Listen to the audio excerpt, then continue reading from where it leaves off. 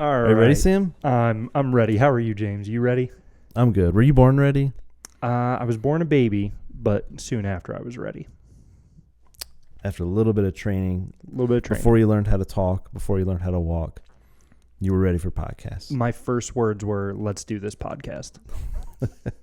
Wow, the whole sentence. Whole sentence, grammatically correct, very enthusiastic. What's your favorite fair food? In honor of the Richland County Fair this week, what is your favorite thing to get at any fair? You got to go fried dough.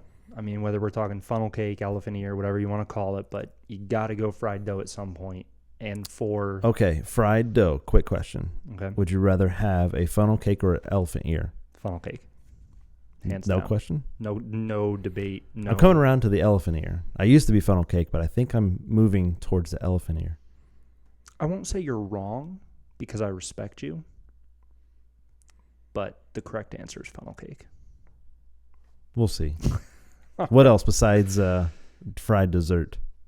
Those fries, like the boardwalk fries that have just been soaked in grease for like... Twice. Oh, yeah.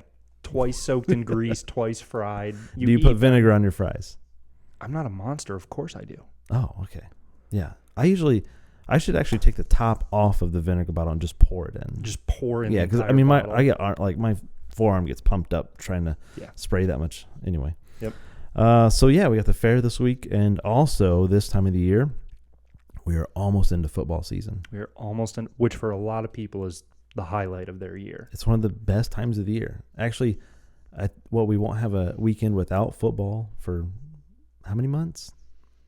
7, 8, 9 months? 11. A lot. A lot. Yeah, I'm looking forward to the Buckeye football, and obviously local high school football is enjoyable. But today we are actually looking at an article about a specific football player. So why don't you tell us a little bit about that? So we came across this article earlier this week, or maybe even at the end of last week, and I thought it was very interesting. And you're starting to see more of this, right?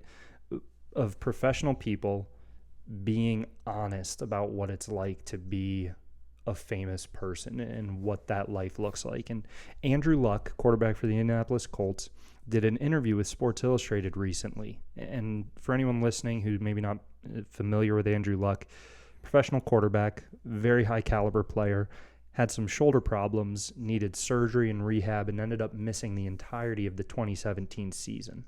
And this article really looked at, okay, you missed an entire season of this thing you've trained your whole life to do. What was that like? And Luck actually ended up saying it was a blessing in disguise, and it was one of the best things that ever happened to him, because what had happened was he had wrapped himself up in football so much that when he didn't have it for a year, he was forced to step back and reevaluate what he made his life about, and he was forced to reevaluate his relationships, right? Like, one of the things I found fascinating in that article was he talks about his relationship with, at the time, his girlfriend, now his wife, and he says, honestly, if I hadn't been injured and missed that whole year, I don't think we're still together. I think I messed that relationship up because of how I was treating her in relationship to how I was treating my job as a football player. And there's one quote I want to read, and I want to get your thoughts on it then. Because I think tragically, I don't personally know anyone who's an NFL quarterback, but I do know people who have put their identity in their job, and I know there have been times where I've almost been tempted to do that. So this is what Luck said. I'd put way too much of my self-worth directly into how I was performing on the football field, and then I wasn't on the football field, and I felt quite empty. So how do you respond to that?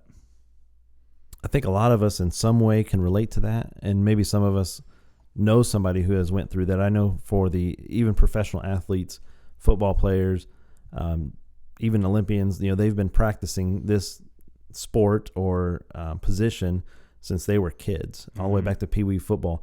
So for the last probably 20 years of their life, they've been involved in this one particular thing, and I can see how that'd be really easy for that to become their identity, or at least that's where they put their identity in. That's where they find their self-worth, and probably because of all the accomplishments and what it's provided. For them, it's provided a way to practice a talent and even put it to use and even bring income for a family.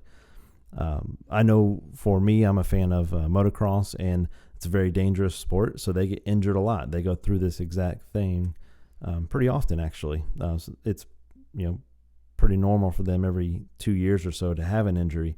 But I've read stories that are very similar to this, to where they had put all their time and energy into this one thing, and when the injury comes, they're stuck thinking basically by themselves, like, well, what am I supposed to do now that this is gone? Right. And it's not to say that, athletes, I mean, there are a lot of athletes who use their platform to glorify God. So the issue, I think, isn't with, celebrating what you're good at and what God has gifted you at, but what he's really getting at there is where he talks about, I'd put my self-worth into how I was performing on the football field. So he wasn't Andrew Luck, and he happens to play football. His identity was Andrew Luck, football player. Mm-hmm. And that, to me, is that problem when we don't know who we are apart from what we do. But it's a trap that, whether or not you're a professional quarterback or somebody who works in marketing at a pediatrician's office, we fall into that. Because think about it. When you meet someone new, how's that conversation go, right? Like, oh, hi, I'm Sam. Nice to meet you. What do you do? Oh, I'm this, right? Like, I'm a marketer. I'm a welder. I'm a mechanic. I'm a teacher. We have made what we do synonymous with our identity. So then if what we do is taken away from us, even temporarily, it causes that, okay, who am I without this part of my resume? So what for Christians, though, and for anyone listening who maybe has wrestled with this, right? You've wrestled with feeling like my identity is built up in what I do, and all of a sudden I lost my job or I got injured, and now I don't know who I am. What's the answer? That's a good question. But I just thought of something. Okay. Because there's someone in particular who just retired from the NBA that said that this was going to be a really difficult thing for them because it was their life. And that was actually Dwayne Wade. And he said, once I retire, I'm actually preparing to go through counseling because I know this is going to be really difficult because of that. So I thought that was go along perfectly with that when you do find that it's your identity and such a big part of your life, it can be difficult to figure those things out. Or even, I don't know if you've ever seen that old clip of Tom Brady doing a 60 Minutes interview after he won his, I think, second or third Super Bowl, and the guy doing the interview is like, all right, so you are at the top of the world. You're young, you're a multimillionaire, you just won your third Super Bowl. Life can't get any better than this, right? And I don't remember Tom Brady's exact response, but he says something to the effect of, man, I hope not. If this is all that life is about, that's pretty empty. I mean, if I've really peaked already in terms of what life means, there's got to be something more. I don't know what that is, but I just can't help but feel like this can't be it. And so you see across the sport, you've got millionaires, right? People who the world would say, oh yeah, their life makes sense. And they're grasping at what matters outside of this game that I've played or this paycheck that I've earned. Yeah, so how can we learn something from this article and this story of Andrew Luck basically getting injured, and while that time period passed of him recovering, basically found meaning outside of football, and it saved his marriage or maybe prevented it from that relationship from ending. Yeah. So what is the answer for those people that might be going through something like that? We'll look at that. So James, where would you start? Somebody comes to you and they say, I'm wrestling with my identity outside of work, right? Like, where's my worth come from? So where's the first place you're going? This verse in particular is good for a lot of other situations or conversations. But first, if we're going to try to find our identity, we need to know where we came from, who created us. Genesis 1:26 starts and says that, then God said, let us make man in our image, after our likeness, and let them have dominion over the fish of the sea and the birds of the heavens, over the livestock, over all the earth, over every creeping thing that creeps on the earth. We are made by God and in his image. So that, knowing that, gives us some basis of what we're going to reference next, which would be in Colossians. Yes, and in Colossians, and I love that we start with, we're made by God in his image, because that right there is a thing of beauty, right? The fact that God looked at us and said, let us make man in our image so that we can reflect him. And then in Colossians 3, we see, since this is Colossians 3, starting with verse 1, Since then you have been raised with Christ. Set your heart on things above, where Christ is, seated at the right hand of God. Set your minds on things above, not on earthly things. For you died, and your life is now hidden with Christ in God. When Christ, who is your life, appears, then you also will appear with him in glory. And so we start with we're made in the image of God. And then as we work our way through the Old Testament and the New Testament, and by the time we get to Colossians, we've gone over death with Christ and resurrection in Christ. And here we see that reminder of, okay, we are alive in Christ. So our identity is not in those earthly things that it used to be. And since we are a new creation in Christ, Ephesians is a great book for if you're looking about new creation. And then we get to Colossians, where we have set your mind on things above, not on earthly things. And I think that goes back to what it took Luck's injury season for him to realize, right? Like, when I place my sense of self-worth in the temporary things of this life, it's going to crumble and fall short. I think there's lots of up and downs that go into that also. Mm-hmm. Because if you put in your trust and your identity in something that's not constant and perfect like God, there's going to be times of depression, times of all kinds of bad things, because life, there's some things that do bring joy to us, but there's also bad things that happen. So when you put your trust in something like football, when you have a bad football game, there you go. What happens to your trust? Yeah, you lose all that. So I think that that goes along with it also. The fact that you're putting your trust, we should be putting our trust in something constant and perfect, like God is. And then Proverbs 3, 5, and 6, this is something as a kid we were taught in youth group, because when you're a teenager thinking about college and what you're going to do for the rest of your life, you don't know how to answer those questions. But I think even as young adults and possibly even into retirement, this applies.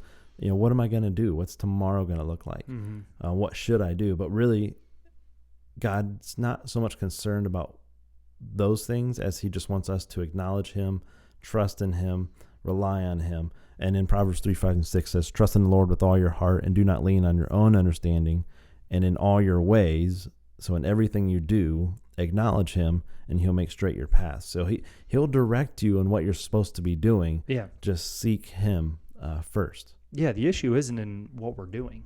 The issue is why we're doing it.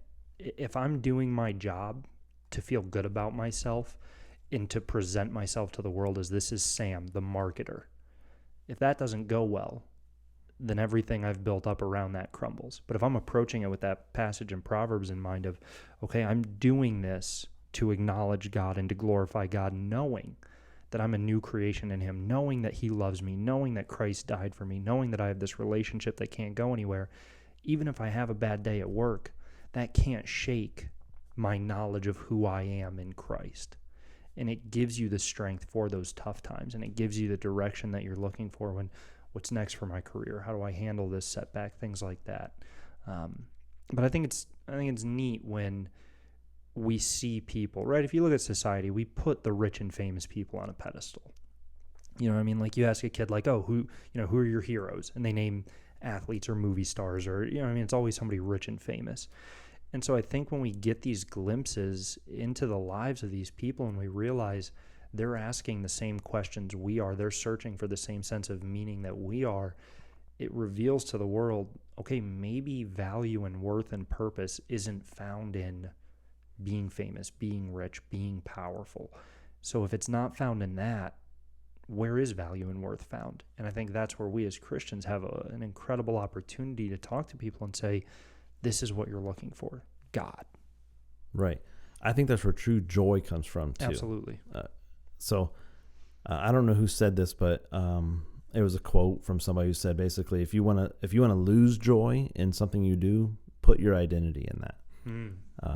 I think that's what helps Christians and believers in Jesus get through life and get through day-to-day stuff, is that, we find our joy and our identity in Christ. So no matter what happens, there's still joy there too. Yep. Yeah.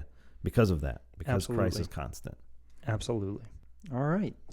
Well, so if you're listening or you're watching and you've wrestled with these questions and you're like, okay, yeah, that sounds great, but what does that mean? What does that look like? Come talk to us, right? Shoot us an email. go to the church website, go to our Facebook page, reach out and connect with us. If this is something that weighs on you, not knowing where your identity and your value comes from, we want to talk to you about that. So please reach out so we can have that conversation. Have a good day, Sam. You as well, James. See ya.